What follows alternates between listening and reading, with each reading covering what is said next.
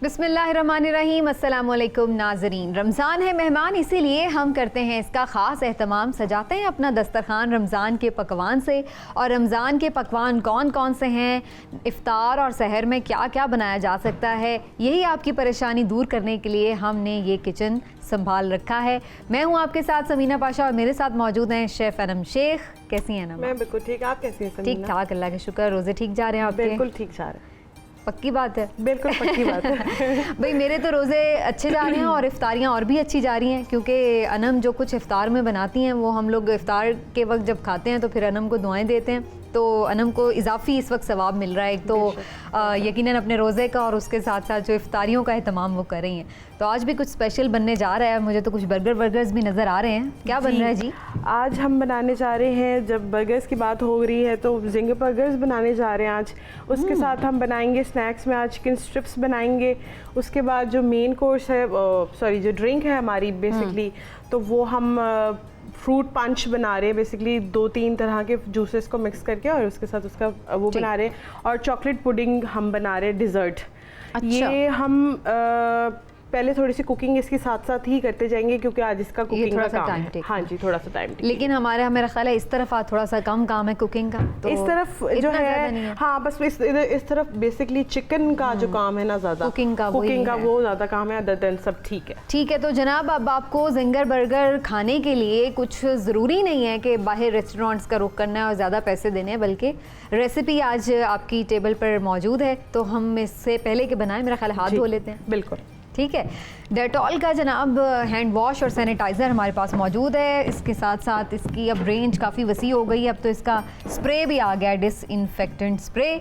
और वो तमाम सतहें जहाँ पर आपका पहले आपको मसला होता था कि जी पानी का एक लिक्विड का महलूल बनाएं, फिर उसको जो है आपको सारा साफ़ करना पड़ता था उसमें डिप करके, तो इतने लंबे चौड़े झंझट से अब आपको निजात दे दी है डेटॉल ने। और अब आप आसानी से ये डिसइंफेक्टेंट स्प्रे जो आपको इस वक्त नज़र भी आ रहा है, मैं आपको ज़रा मेंशन भी कर दूं, ये देखिए बिल्कुल ये स्प्रे मौजूद है, अब मार्केट में अवेलेबल है। आप इसको आसानी से दस्तयाब है, कहीं पर भी यूज़ कर सकते हैं। कोई भी आपको टेबल अपना साफ़ करना है, कोई भी सरफेस साफ़ करनी है तो उसके लिए बेहतरीन है और आसानी से आप इसको इस्तेमाल कर सकते हैं। तो महफूज रहिए और ख़ुद अपने प्यारों को भी महफूज रखिए डेटॉल की बदौलत। और अब हम आपको बताने जा रहे हैं कि अपने प्यारों को आप सेहतमंद कैसे बना सकते हैं, कि आप बाहर की वो चीज़ें जो बहुत पसंद की जाती हैं घर में बना के साफ़ सुथरा ताज़ा खाना, तो उसमें एक चीज़ है जिंगर बर्गर। बिल्कुल जिंगर बर्गर। अच्छा जी, जिंगर बर्गर के लिए हम सबरोशो का चिकन थाई ले रहे हैं। बेसिकली इसको डीबोन करवा लिया है। सिंपल आप अपने बुचर को कह दें, बल्कि घर में भी बड़ी इजीली हो जाता है। इस तरह से इसको हम कर लेंगे और अब इसकी करते हैं मैरिनेशन। इसके अंदर जाएगी, थोड़ा सा मैं सिर्फ बता दूं, डीबोन कर लिया मतलब उसमें से जो हड्डी है, टांग की जो पीस है, बोटी, उसमें से वो हमने सिर्फ हड्डी उसकी अलग कर दी, बाकी जो गोश्त का पीस है वो ये एज इट इज हमारे पास बिल्कुल ठीक है जनाब। अच्छा जी, अब इसके अंदर जाएगा लाल मिर्च पाउडर। बड़ी ही सिंपल इसकी मैरिनेशन है, कुछ ज़्यादा नहीं है। इसके अंदर जाएगा नमक हस्बे जायका, और इसमें जाएगी सोया सॉस 1 से 2 खाने के चम्मच, और इसमें जाएगी थोड़ी सी काली मिर्च सिर्फ फ्लेवर के लिए। बस दैट्स इट। ये इसकी मैरिनेशन है। अच्छा है कि अगर आप इस मैरिनेशन को 1-2 घंटे अगर करके रखें तो अच्छी तरीके से जो है चिकन के अंदर चली जाएगी, मतलब नमक मिर्च अंदर अच्छी तरीके से उसके रच बस जाएगा। ठीक, सबरोसो का चिकन होना चाहिए, ये मत भूलिएगा, क्योंकि ये बहुत ही हाइजीनिक भी है, फीड इसकी बहुत अच्छी है और बड़े साफ़ सुथरे तरीके से इसकी पैकिंग होती है और ये आप तक पहुंचता है। अब इसमें हमने मसाले डाल के इसको मैरिनेट। अब इतनी देर में जो है हम ऑयल गरम कर लेते हैं अपना। तो आप डालें डालडा का कलौंजी कैनोला ऑयल। अच्छा, ये तो मैं डाल रही हूँ, लेकिन आज थोड़ा सा मैंने आपका इम्तिहान लेना है। ज़रा ये आप मुझे बताइए कि इस ऑयल से पहले डालडा के कौन कौन से ऑयल्स मार्केट में दस्तयाब हैं, ज़रा ये तो एक तो रेगुलर डालडा का कुकिंग ऑयल, ठीक है, एक है कनोला आई गेस जो ग्रीन कलर का है, ठीक है, एक है सनफ्लावर, एक ये है, और मेरा ख्याल ऑलिव ऑयल भी है। ऑलिव ऑयल भी है। बस यही थे, ज़बरदस्त सारे थे ना। अब आपको मेरा ख्याल है कि एक मैं वाटर कूलर दे दूं। हाँ, वाटर कूलर देते हैं। आपको पता है पिछली बार भी मैंने बड़े वाटर कूलर बांटे हैं। अच्छा, ख्याली जो मुझे लगा सीरियसली आप कह रही हैं। कितना चाहिए हमें ऑयल?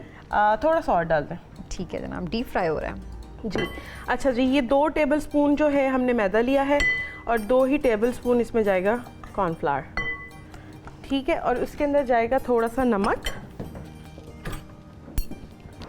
सिर्फ फ्लेवर के लिए, ताकि जो कोटिंग है ऊपर वाली वो हमें फीकी ना लगे। और उसके अंदर जाएगी थोड़ी सी काली मिर्च है, बस सिर्फ पिंच ऑफ, आप समझें कि इसमें जाएगी सिर्फ फ्लेवर के लिए। That's it. ये हमने इसमें सारा बिल्कुल, ये बेसिकली हमारी कोटिंग रेडी हो गई है। अब हम क्या करेंगे कि एक बाउल में लेंगे पानी, ये चिल वाटर जो है हम डालेंगे। और अब आपने क्या करना है समीना, सिंपल, बहुत ही आसान जो है इसका तरीका है। ये ट्रे ले लेते हैं, इसको इधर रख लेते हैं। सबसे पहले हमने जो ये चिकन लेना है इसको इसके अंदर कोट करेंगे, ठीक है, अच्छी तरीके से ज़रा। अच्छा, इसकी मैरिनेशन कितनी देर के लिए मैं? हाफ एन आवर या 1 आवर बहुत है। अच्छा, लेकिन चूंकि नाज़रीन हमारे पास ज़रा टाइम कम है तो हम इसको फ़ौरन बना रहे हैं, लेकिन आप घर पे जब इसको बनाना उससे आधा पौना घंटा 1 घंटा पहले इसको मैरिनेट। और अच्छा, एक और बड़ी अच्छी बात बता दूं कि अगर आपको इसके अगर विद स्किन मिल जाए तो और अच्छी बात है। अगर आपको ये विद स्किन मिल जाती है तो बड़ा। अब आपने इसको मतलब कुछ सेकंड्स इसको पानी में रहने देना है, ठंडे पानी में, ठीक है। और उसके बाद बस इसको बात देना है ठंडे पानी का, और उसके बाद आपने इसको फिर से इस कोटिंग में डाल देना। अच्छा, इसके पीछे क्या साइंस है? इसके पीछे अभी आपको बताती हूँ। अभी इसके जो वो जो चंक्स बनेंगे बड़े ही जबरदस्त किस्म के, वो जो क्रंची और वो जो क्रिस्प जो आता है बेसिकली वो ऐसे ही आता है। अच्छा, किसी को अगर ज्यादा पसंद है ये देखें, ठीक है, इसको अच्छे तरीके से कितने अच्छे पर चंक्स बन गए। अगर आपको ज़्यादा क्रंची पसंद है तो ये पानी वाला एक दफ़ा दोबारा से भी आप कर सकते हैं, दोबारा से पानी में डिप करके दोबारा से इसी मिक्सचर में आप इसको कोट कर लें। ये देखिए कितना अच्छा, मुझे लगा वो शायद ब्रेड क्रम्स और वो की भी ज़रूरत होगी। बिल्कुल भी नहीं। गुड, तो लें जनाब। अच्छा जी, आपका जो वाटर कूलर है ना जी, या तो मैं उसकी जो टैप है वो नहीं आपको दूंगी या ढक्कन नहीं दूंगी, एक आपने मिस कर दिया, मुझे अभी याद आया। क्या? कि कॉर्न ऑयल भी है। कॉर्न ऑयल है? अच्छा, उसका मुझे पता ही नहीं था, बिल्कुल भी पता ही नहीं है मुझे। चलें, कि तो फिर मैंने आपकी इल्म में इजाफा कर दिया कि डालडा का कॉर्न ऑयल भी मार्केट में दस्तयाब है, लेकिन इस वक्त जो न्यू इनकी रेंज आई है वो कलौंजी कैनोला ऑयल की आई है। और ये जनाब सेहत बख्श किस्म की आइटम है। इसकी वजह ये कि कलौंजी की जो खुसूसियात हैं वो सारी इसमें मौजूद हैं। अच्छा जी, अब हम ये जितने हमने बर्गर्स बनाने हैं उतने हम इसके पीस ले लें। हम सिर्फ मतलब 3 बर्गर्स बनाएंगे और 3 फिलेट्स को जो है हम करेंगे इसको फ्राई। और ये जो ऑयल जो है इसका सबसे पहली बात है कि ज़्यादा गर्म नहीं करना, मीडियम टू लो के ऊपर ही रखेंगे ताकि हमें अपने चिकन को भी बेसिकली कुक करना है। ठीक है, तो वो ये ना हो कि एकदम से ब्राउन हो जाए, बल्कि हमें ये भी देखना है कि वो अच्छी तरह अंदर से कुक भी हो जाए। बिल्कुल ठीक है जनाब। इसके अंदर डालते हैं, इसको करते हैं फ्राई। ठीक है जनाब, ये लास्ट पीस भी डाल लेते हैं।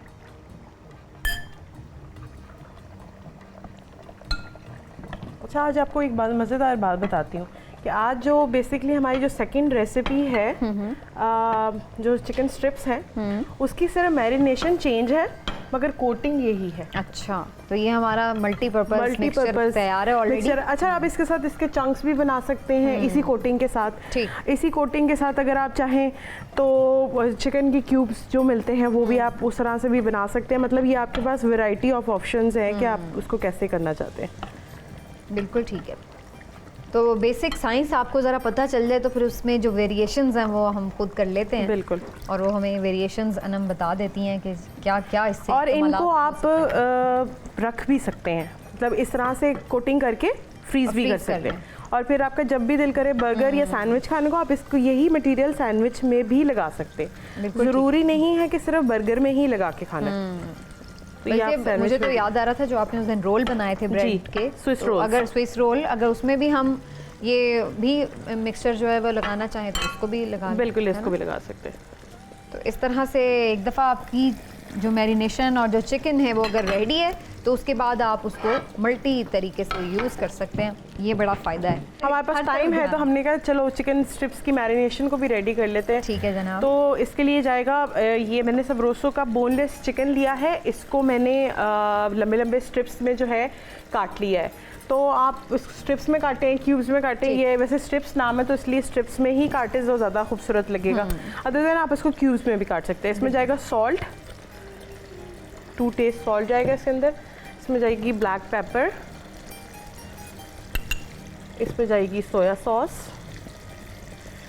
और इसमें जाएगा एग, 1 एग जाएगा। एक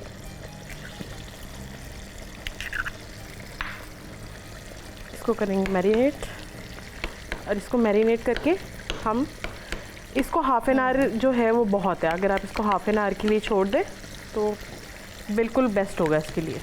ठीक है जनाब। इसको तो नहीं हमें पलटना? बिल्कुल, इसको भी देख लेते हैं। ये देख रही है समीना कितना अच्छा क्रिस्प आ गया। बिल्कुल, ये काफ़ी हद तक अभी थोड़ा और गोल्डन ब्राउन सा इसका वो कलर होगा तो फिर ज़्यादा अच्छा। लेकिन अब इसमें थोड़ा सा वो फॉर्म इसकी वैसी बनना शुरू हो गई है जैसे हम बर्गर जिंगर की वो बिल्कुल देखते हैं। तो दूसरा पैन रख लेते हैं, उसमें जो है हम अपने बंस को थोड़ा सा टोस्टेड कर लेते हैं। बिल्कुल ठीक है जनाब। लें जनाब, बर्गर बन्स मार्केट में अवेलेबल होते हैं। आप कोई सा भी ब्रांड अपना जो आपको पसंद है आप इस्तेमाल करते हैं, उसको ले लें जी। और उसको हमने थोड़ा सा सॉफ्ट कर लेना है। बाज़ लोग इस पे ऑयल की भी थोड़ा ब्रशिंग कर लेते हैं, तो ऐसा कुछ ज़रूरत है या ऐसे ही चलेगा? हाँ, लेकिन वैसे इसी तरह ही मुझे लगता है कि ज़्यादा मज़ेदार लगता है टोस्टेड से ना, ज़रा उनका क्रिस्प आ जाता है उस पर थोड़ा सा।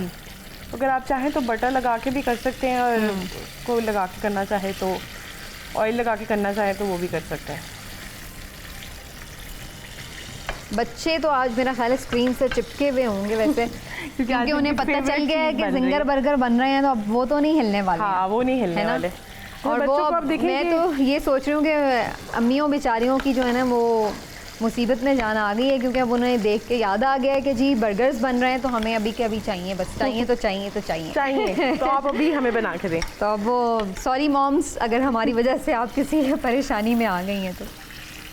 गुड, बड़ा अच्छा सा कलर आना शुरू हो गया जनाब। बस और 1-2 मिनट इसको कुक करेंगे और फिर इसको करेंगे डिश आउट। अच्छा, इतनी देर में हम क्या करते हैं कि थोड़ी सी इसकी सॉस रेडी कर लेते हैं। वो भी रेस्टोरेंट्स वाली बड़ी अच्छी जी वाली। बिल्कुल रेस्टोरेंट वाली। हम इसमें बनाएंगे, रेस्टोरेंट्स का काम आजकल वैसे ही कम हुआ है, आप बिल्कुल ही बंद करने के दर पे हैं। इसमें डालेंगे मायोनीज, ठीक है, और डालेंगे थोड़ी सी केचप।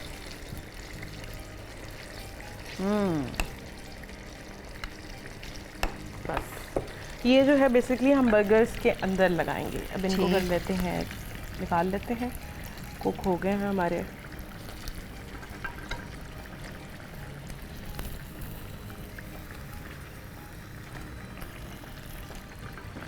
इसको ले लेते हैं।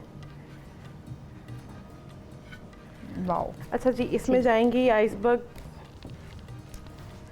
पहले हम रखेंगे आइसबर्ग ताकि जो है हमारे बंस जो वो सॉगी ना हो बिल्कुल भी। Thank you. फ्लेम ऑफ कर दो। हाँ जी। अच्छा ना, बर्गर्स के अंदर ना बहुत ही मज़ेदार लगते हैं ये आइसबर्ग लेटस। हाँ ये तो है। उसके बाद इसके अंदर जाएगी ये हमारे, मैं तो इनको सैंडविचेस में भी बड़ा फ्रीक्वेंटली यूज़ करती हूँ। अच्छा, बहुत मज़ेदार सा फ्लेवर आता है इसका। ऊपर से ये वाली सॉस जाएगी इसके ऊपर।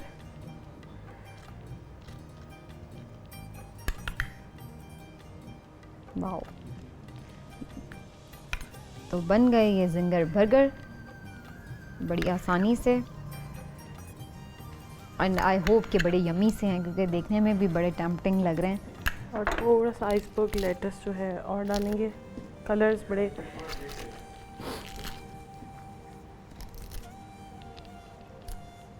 क्या बात है। लें जी, अब आपको पता चला ये कैसे शक्ल बनती है। बिल्कुल सेम वैसी हमने शक्ल बना दी है जैसे आपको मिलती है। हम चीज़ भी इसमें ऐड कर सकते हैं। इसमें चीज़ भी ऐड कर सकते हैं, जो भी आप ऐड करना चाहें।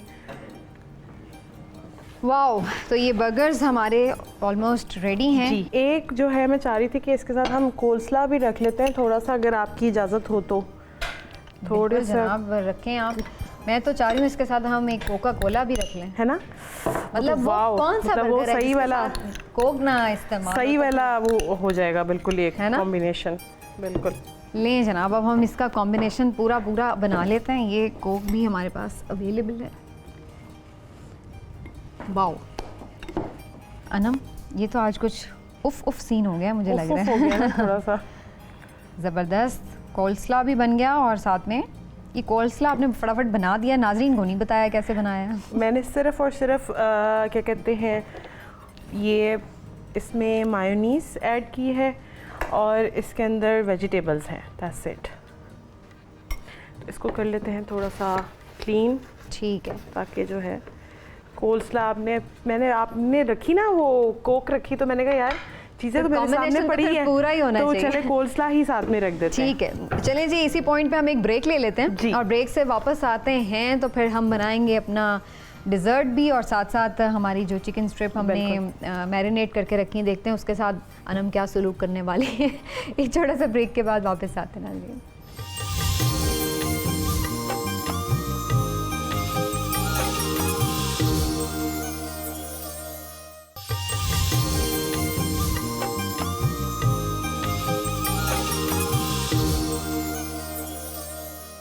वेलकम बैक, हम वापस आ चुके हैं और बर्गर्स तो हमारे तैयार हैं। अब हम क्या बनाने वाले हैं? अब हम बनाने जा रहे हैं चिकन स्ट्रिप्स। तो बल्कि अच्छा हो गया कि इसको एक वो 10-15 मिनट जितनी देर में हमारे बर्गर्स रेडी हुए हैं वो वाला टाइम मिल गया है।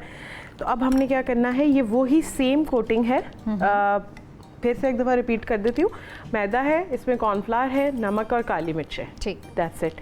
अब ये जो एज इट इज़ आपने इसके अंदर डाल देना है। बिल्कुल एज इट इज़ इसके अंदर जाएगा और इसको अच्छी तरह से करेंगे मिक्स। ओके, तो वही जो भी बेसिकली काम हमें दे रहा था उस वक्त, उसका पानी का, अंडा इस वक्त वही काम देगा जी। ठीक, ये देखें जी, अब ये देखिए कितना अच्छा उसको हाँ। क्रंच आ गया है। लेकिन अंडे की वजह से वो और उसके साथ अच्छी स्टिकी से होता स्टिक है हो ना गया। उसमें। जो एक्सेस जो है वो आपने उसको डस्ट आउट कर लेना, कि वो हमें उसकी ज़रूरत नहीं है। जितना उसने कोट होना था उतना हो गया है कोट। ठीक है, आज पूरा प्लान है अनम का कि लोगों को ऐसी डाइट खिलाई जाए कि जिससे लोग मोटे हो बस जाएं। मोटे हो जाए। तो मैंने भी सोच लिया है कुछ। क्या सोचा आपने? मैंने सोचा है कि आज मैं इसके साथ सबरोसों के समोसे भी बनाने वाली हूँ। बस वाह, ट्राई वाह, करूँगी, बनाने की तो ज़रूरत ही नहीं है, मेहनत तो है ही कोई नहीं। तो ये आइसबर्ग मेरे पास पड़ा हुआ था, तो मैंने सोचा कि थोड़े से आपको इधर समोसों की जगह दे दूंगी। वेरी राइट, ये हिस्सा आपका है, ये हिस्सा मेरा है। ठीक है। ठीक है, तो ये मीनवाइल जब तक हो रहे हैं जी। हम क्या करने वाले हैं? तो जितनी देर में ये फ्राई होंगे, ये देखिए इनको कितना अच्छी सी एक क्रिस्प सा आ गया इनके ऊपर। इनको करेंगे फ्राई। तब तक जो है मैं अपनी चॉकलेट जो है बेसिकली उसको कर रेडी लेती हूँ रेडी। ठीक है जनाब, हम पुडिंग आज बना रहे थे, जी। सॉरी मुझे नाम पूरा भूल गया। चॉकलेट पुडिंग हम बना रहे हैं, चॉकलेट डिजर्ट। पुडिंग, तो ये जो हमारी चॉकलेट है ये जाएगी इसके अंदर। ये कितनी है, कहाँ ये से आप, मिलेगी? कोई भी चॉकलेट स्लैब्स इजीली अवेलेबल होती हैं कुकिंग वाली, वो आप ले लें और इसको इस तरह फॉर्म में कर लें। इसके अंदर जाएगा थोड़ा सा दूध, ऑल पर मिल्क जाएगा इसके अंदर। ऑल पर्स के मिल्क की क्या ही बात है जनाब, 100% प्योर गुडनेस है और बिल्कुल फ्रेश मिल्क आपको मार्केट में ये मिल जाता है अवेलेबल जी। इसमें हमने थोड़ा सा डाला है, बिल्कुल बिल्कुल। अभी हम इसको जो है बेसिकली चॉकलेट को बेसिकली मैंने मेल्ट ही करने के लिए जो है इसके अंदर ऐड किया है। ठीक, ये चॉकलेट इसके अंदर अच्छी तरीके से जो है वो मेल्ट हो जाएगी। ऑलमोस्ट हमने 60 ग्राम से करीब जो है ये चॉकलेट ली है। ओके, ठीक है, ये चली गई इसके अंदर चॉकलेट। देखा ना, मैं कह रही हूँ आज आप ऐसी चीज़ें ही बना रही हैं हाई कैलोरीज वाली। हाई कैलोरीज वाली ना। मैं चाहती हूँ कि ज़रा पता तो चले कि कुछ खाया है। लेकिन पता है क्या, एक बात है कि रमज़ान में चूँकि दिन भर आप रोज़े के साथ होते हैं तो जी। आपकी बहुत सारी कैलोरीज बर्न हो जाती हैं। और आप आखिर में बहुत वीकनेस भी फील कर रहे हो, तो बिल्कुल। आपको ऐसा भी नहीं है कि बिल्कुल ही आपकी बॉडी को कैलोरीज नहीं चाहिए, बिल्कुल चाहिए। और आपको ख़ास तौर पर कोई ऐसे लोग हैं जो ज़्यादा थोड़े बेचारे दुबले पतले हैं, तो वो तो मेरा ख्याल है खा सकते हैं। बिल्कुल खा सकते हैं। अब ये लें देखिए जनाब। ये हो गई। अब हम इसको करेंगे थोड़ा सा थिक। अब इसको बस थोड़ा सा ये रूम टेम्परेचर पे जैसे ही आ जाएगा तो हम इसके अंदर जो है क्रीम में इसको मिक्स कर देंगे। तब तक जो है हम ऑलपर की क्रीम ले रहे हैं। ये 2 पैकेट इसके अंदर जाएंगे ऑलपर क्रीम के। बिल्कुल ठीक है जनाब। और ऑलपर्स क्रीम खाने वालों की लाली आ जाती है गालों पर, आपको पता है? अच्छा, हाँ वाकई में हाँ, इसकी रिचनेस और थिकनेस की वजह से। बिल्कुल, क्योंकि जो लोग भी डेयरी प्रोडक्ट्स का ज़्यादा इस्तेमाल करते हैं और अच्छी वाली डेयरी प्रोडक्ट्स का, तो अच्छा। उनके स्किन पर एक बड़ा अच्छा सा ग्लो आ जाता है। अब इसके अंदर ये जाएगा टिन फ्रूट। ये भी tin fruit cocktail market cocktail में फ्रूट आराम से available- अवेलेबल है। हाँ जी। अच्छा, आपने इसका जो सिरप है वो नहीं डालना इसके अंदर। ठीक है, यानी वो जो जूस मौजूद होता है वो नहीं बिल्कुल, डालना, वो हमने नहीं उसको डालना। बस फ्रूट्स को यूज़ करना है। बिल्कुल फ्रूट्स को। अच्छा, हम यही फ्रूट्स यूज़ कर सकते हैं या सीजनल फ्रूट भी यूज़ कर सकते हैं? सीजनल फ्रूट्स भी यूज़ कर सकते हैं इसके अंदर। ठीक है। उसके बाद इसमें जाएगी शुगर। 2 से 3 टेबलस्पून इसमें जाएगी शुगर। और इसमें जाएगी थोड़ी सी कोको पाउडर, थोड़ा सा। राइट जनाब, ये तो अच्छा सा कलर भी आ गया है और कुछ बड़ा यमी सा बन गया है। ये जो है रेडी हो गया है। अब करेंगे इसको, पहले करेंगे ग्लास में सर्व और ऊपर से जो हमारी पुडिंग हमने बनाई है वो उसके ऊपर चॉकलेट और pour कर दूध के देंगे। साथ, ठीक। वो ऊपर से पोर कर देंगे इसके। Very right. बड़ी यमी सी हमारी ये हाँ। है।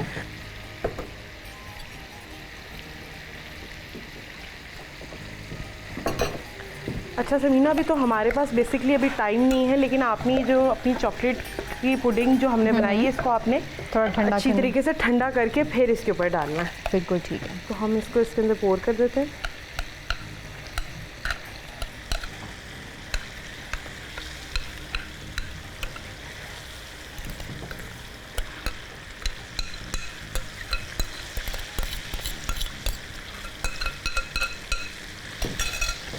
ले जनाब, ये हमारी जी, पुडिंग भी बस तैयार होने वाली है और हम ये जो है ऊपर से सॉस जो है हमारी पुडिंग। फिर से मैं याद दिला दूँ नाजरीन, आपने इसको ठंडा करके इसके ऊपर डालना है। बिल्कुल। और अभी हम थोड़ा सा ज़रा गरम गरम ही डाल रहे हैं, थोड़ा कम ठंडा है। फिर जो आप लेयरिंग बनाएंगे मेरा ख्याल है वो उसी तरह मौजूद भी रहेगी, उसका जी, डिज़ाइन है ना? बिल्कुल उसका डिज़ाइन भी मौजूद क्योंकि वो थोड़ा और थिक हो जाएगी ठंडा होके, तो फिर वो असल शक्ल में बरकरार अपनी रहेगी। असल शक्ल में बरकरार रहेगी। अच्छा, इसके बाद ऊपर से जो है इसके ऊपर जाएगा कोको पाउडर।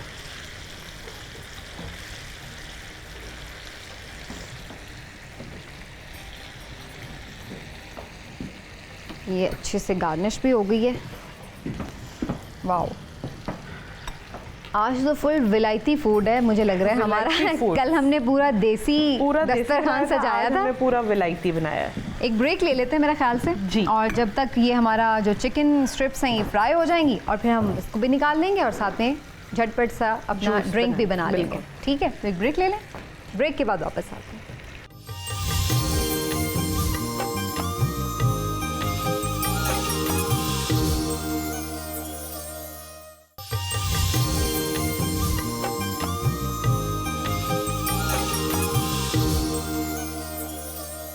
Welcome back.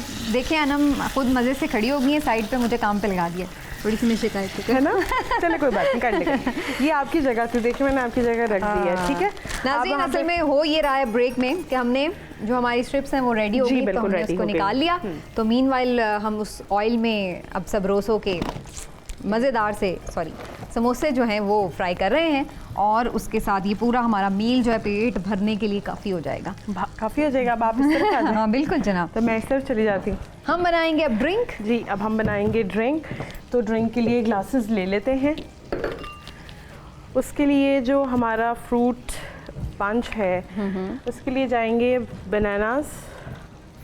अच्छा है, 1 से 2 डालने, बड़ी अच्छी एक थोड़ी थिकनेस आ जाएगी उसके अंदर। बनानाज एक ऐसा फ्रूट है जो कि तकरीबन हर वक्त मार्केट में अवेलेबल रहता है। एक दो दफ़ा में उसका शायद सीज़न ना हो तो अच्छे ना मिले, लेकिन जनरली अच्छे मिल जाते हैं। मुझे तो लगता है समीना पूरा साल ही हाँ अवेलेबल होते हैं बनानास। अवेलेबल तो होते हैं, हाँ। मैं कह रही हूँ कि लेकिन 1-2 महीने ऐसे होते हैं जिसमें वो अच्छे मज़े के वाले नहीं होते। हाँ ये तो है। और ये कितना ज़बरदस्त फ्रूट है कि जो बच्चे बड़े हर बंदा उसको मज़े से खा लेता है, इजी टू ईट। इसमें जाएगा ऑरेंज जूस, ओके, इसमें जाएगा मैंगो जूस, पाइनएप्पल जूस, ठीक है, और येलो जूसेस, सारे येलो जूसेस। ओके। अच्छा, शुगर इसके अंदर जो है ऑप्शनल है, अगर आप डालना चाहें तो डाल सकते हैं क्योंकि ऑलरेडी जूसेस के अंदर जो है वो है। और इसमें जाएगा थोड़ा सा ब्लैक सॉल्ट। बस अब करेंगे इसको ब्लेंड। वैसे तो ये आलू के समोसे थे, लेकिन मैंने इसको चिकन का तड़का भी लगा दिया, चिकन वाले ऑयल में फ्राई कर दिया।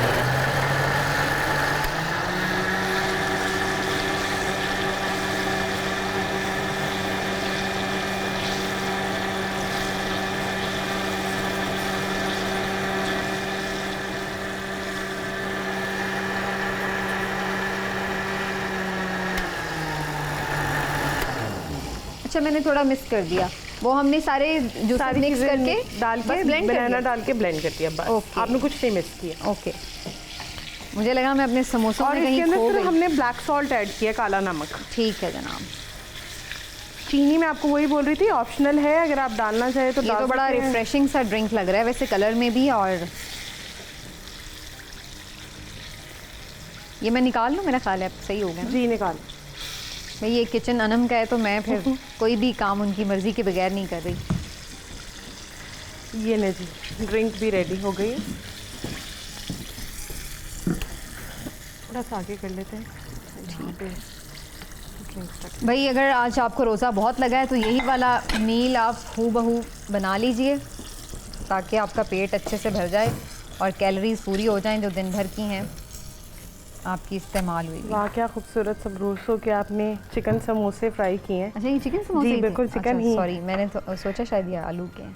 नहीं, चिकन के ही हैं। ओके, सबरोसों के चिकन के। लाई मुझे दे दो। ये लें जनाब। तो जनाब इसके साथ ही हमारा वक्त भी ख़त्म हो रहा है क्योंकि इफ्तार का वक्त करीब आ रहा है। आज हमने क्या क्या बना दीजिए ज़रा एक रिकैप कर दीजिए। आज हमने बनाए हैं जिंगर बर्गर, उसको सर्व किया कोल्ड स्लो और केचप के साथ। उसके बाद चिकन स्ट्रिप्स हैं, उसको चिली गार्लिक सॉस के साथ किया है। साथ में मज़ेदार सबरोसों के चिकन समोसे भी जो समीना ने बनाए हैं वो भी आ गए हैं। और उसके साथ जो है हमारी चॉकलेट पुडिंग डिज़र्ट वो भी रेडी हो गया है। उसके साथ जो है हमारा फ्रूट पंच ड्रिंक वो भी रेडी हो गई। और जो हमारे फ्राइंग आइटम्स हैं वो हम कोका कोला के साथ बिल्कुल कोका कोला दिल भर के खाने वाले हैं क्योंकि जैसे ही कोका कोला खुले खुशियाँ मिले हैं ना, खुशियाँ मिले। तो नाज़रीन आज हमारे इस रमज़ान के पकवान में क्या कुछ पकवान पके आपने सीखे, यकीनन आपको पसंद आएंगे। अपना फीडबैक ज़रूर दीजिएगा। आलम शेख और समीना पाशा को किचन से इजाज़त दीजिए। अल्लाह हाफ़िज़।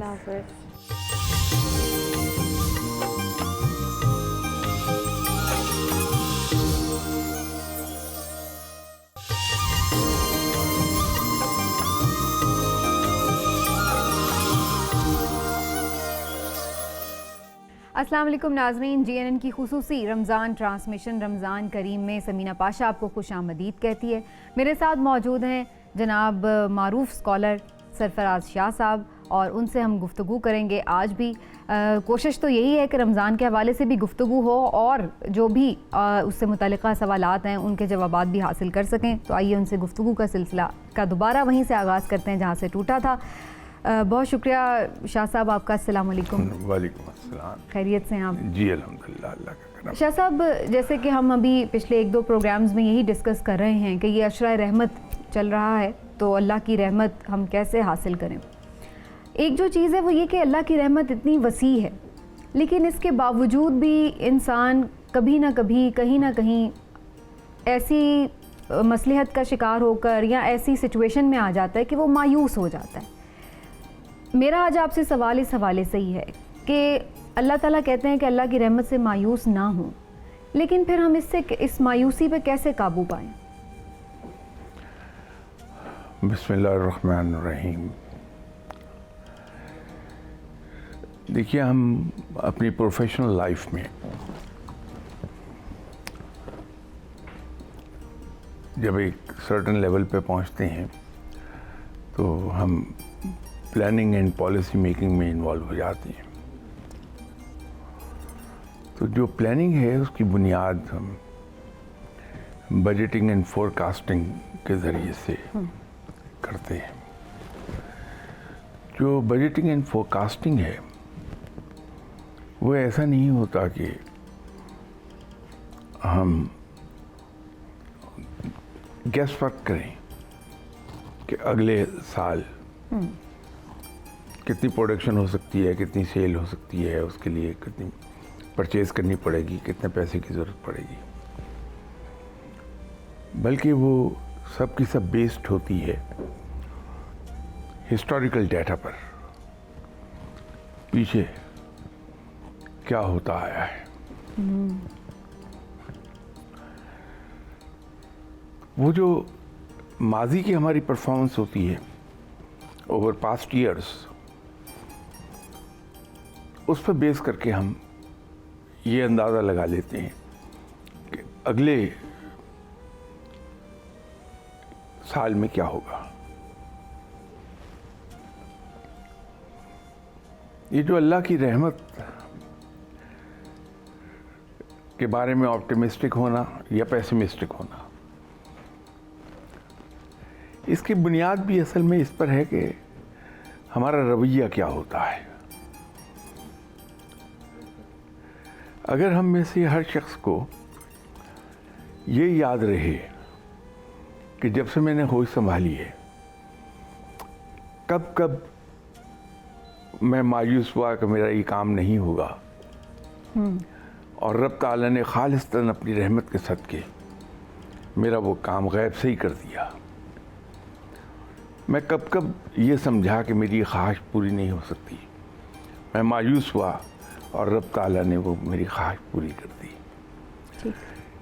कब कब मैं ये समझा कि मैं इस मुसीबत से नहीं निकल सकूंगा और रब ताला ने मेरी मदद फरमा दी, मैं उसमें से निकल गया। अगर ये मैं अपना उस हिस्टोरिकल डाटा पर नज़र करूं जो मैं एक्सप्लेन करने की कोशिश कर रहा था, तो मैं कभी मायूस नहीं हो सकता कि मेरा रब हर हर कदम पर गैब से ही मेरी मदद करता चला गया और मैं उन मुश्किलात में से निकला। मेरी ख्वाहिशात पूरी हुई, ज़रूरतें पूरी हो गई, काम हो गए मेरे। तो जो रब मेरी इतनी गुजरी हुई लंबी ज़िंदगी में मुझ पर रहमतें करता रहा, वो यकीनी तौर पर आइंदा भी मेरे ऊपर रहमत करेगा और मेरे काम संवार देगा। सही। तो मुझे मायूसी नहीं हो सकती कभी। फर्क कहाँ आके ये पड़ता है, मैं बहैसियत इंसान के सुबह से शाम तक अल्लाह की हज़ार नेमतों से फ़ायदा उठाता हूँ। बेशक। अल्हम्दुलिल्लाह मुझे पीने का पानी फ्री ऑफ कॉस्ट अवेलेबल है, रब की ज़मीन से निकलता है। हवा है, उसमें ऑक्सीजन है और उस ऑक्सीजन का बड़ा एक बैलेंस कायम किया हुआ है रब ने। हाँ। कि अगर ऑक्सीजन की मिकदार उसमें बढ़ जाए तो मेरे फेफड़े छलनी हो जाएंगे, और अगर ऑक्सीजन की मिकदार कम हो जाए 26% से तो मैं आउट ऑफ ब्रेथ होने लगूंगा। लेकिन वो तवाज़ुन कुदरती तौर पर मौजूद है, ये रब ताला कायम किए हुए है। सही।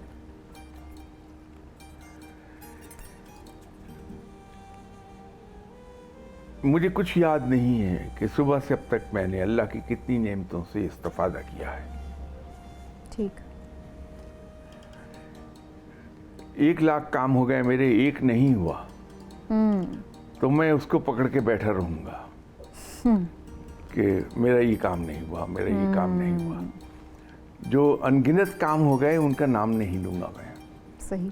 ये जो रवैया है मेरा, ये मुझे फ्रस्ट्रेशन की तरफ ले जाएगा मुझे इरिटेट कर जाएगा, मुझे मायूसी की तरफ की ले तरफ जाएगा। ले जाएगा। लेकिन अगर मैं ये याद रखूं कि रब ताला नहीं इतने काम बगैर कहे, बगैर मेरे कुछ एफर्ट किए कर दिए, एक काम नहीं हुआ तो इसमें कोई मसलियत होगी, ठीक। इसमें मेरी यकीनन कोई बेहतरी होगी। तो शाह साहब, वो एक काम अगर कोई ना हो रहा हो और आपको शदीद उसकी ख्वाहिश हो, जिद लगाई जा सकती है अल्लाह से? बिल्कुल जिद लगाई भी जा तो सकती करते हैं ना, हम अपनी माँ से भी करते हैं। नहीं नहीं, बिल्कुल लगाई जा सकती है, बशर्ते कि मुझे ये यकीन आ जाए कि मेरी अक्ल कामिल है। जबकि बहैसियत इंसान मेरा इल्म भी नामुकम्मल है, मेरी अक्ल भी नाकिस है। मैं अपनी नाक के आगे नहीं देख सकता, just can't see beyond my nose. सही। ये मेरा रब है जो बेहतर जानता है कि मेरे लिए क्या अच्छा और क्या बुरा। जो आने वाले दिन हैं मेरे,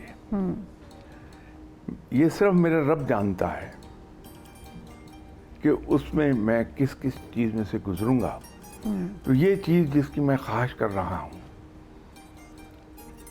ये मेरे लिए आगे चल के नुकसानदेह तो नहीं हो जाएगी। मेरा रब बड़ा मेहरबान है, वो मुझे नुकसानदेह चीज़ों से बचाता है। तो जब मेरी ख्वाहिश पूरी नहीं होती तो बजाय अल्लाह ताला के साथ जिद लगा के बैठने के,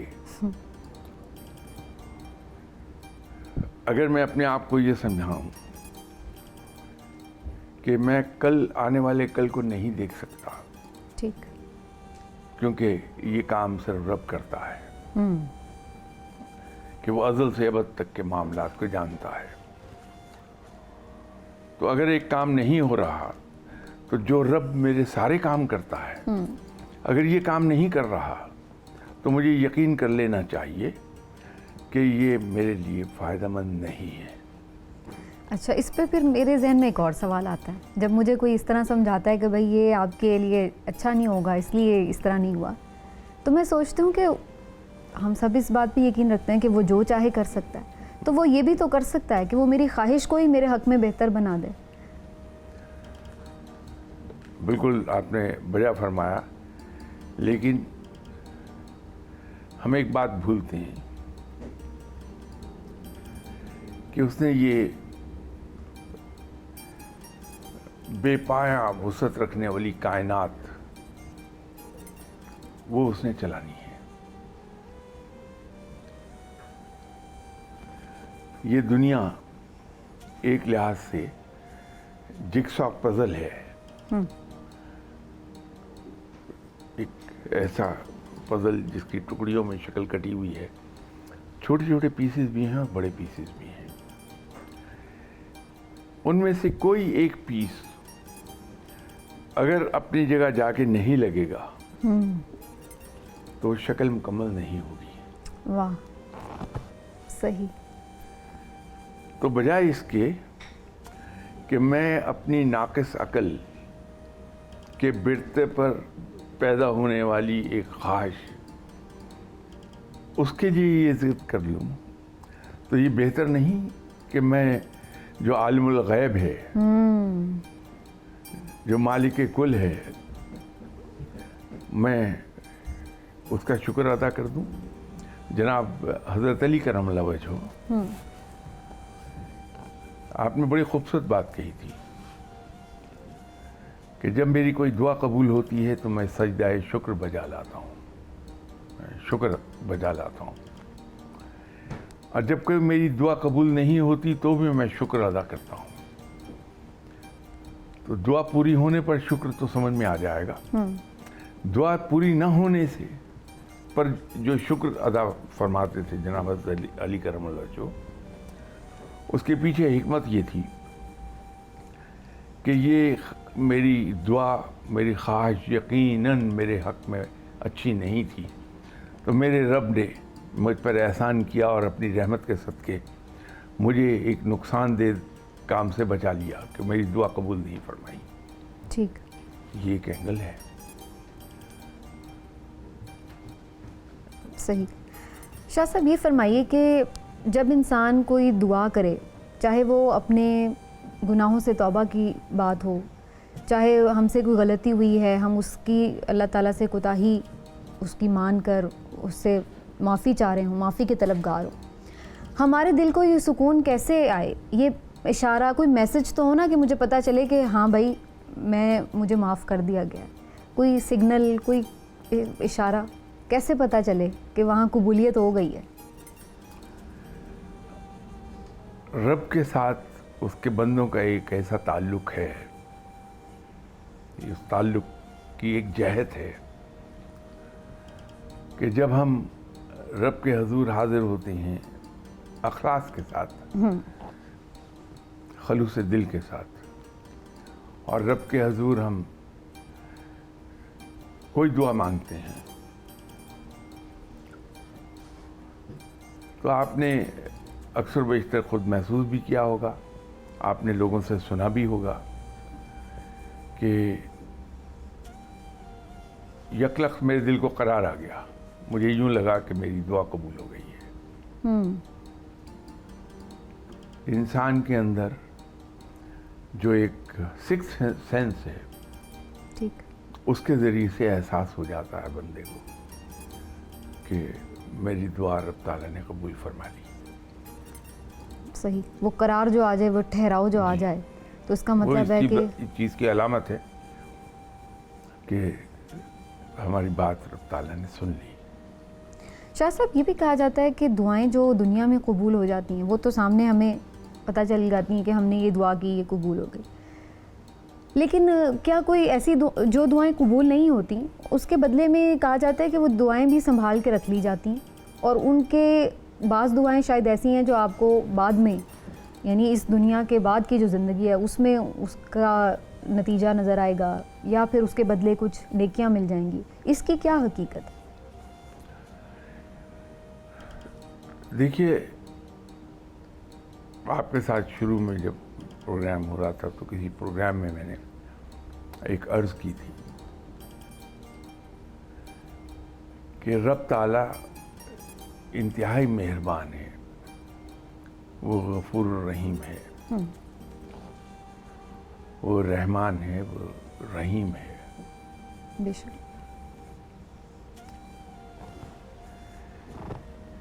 जब कोई बंदा उसके सामने हाथ फैलाता है,